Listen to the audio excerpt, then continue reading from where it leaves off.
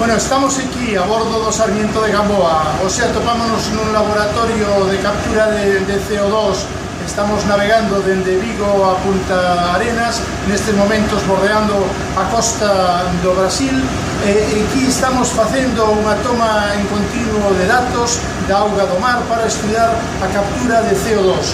Pero mellor para contarnos exactamente que tipo de datos collen estes equipos, temos connosco a Antonio Parín, que é oceanógrafo do Grove, ademais, que exactamente o que estás facendo aquí.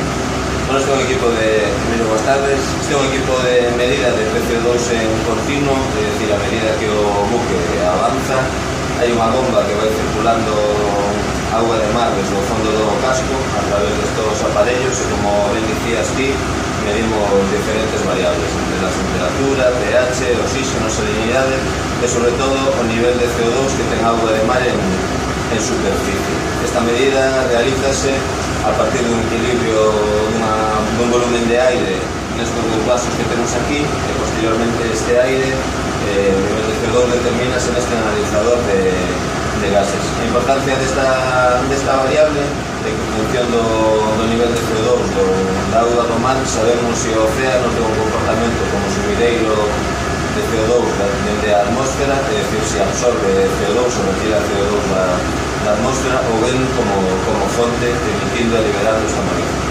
Con todos estes datos, que é o que faz exactamente? Están dentro dun proxecto internacional de traballo, o sea, unha base de datos, que lo faz con estes datos?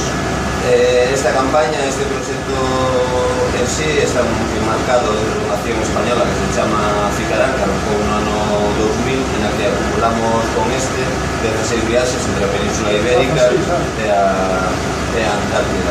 Todos estes resultados son enviados a diferentes bases internacionais onde son analizados por diferentes investigadores e un pouco que tentan respostar a evolución, coñecer a evolución da capacidade de captación de CO2 por parte dos océanos. A día de hoxe son o 30%,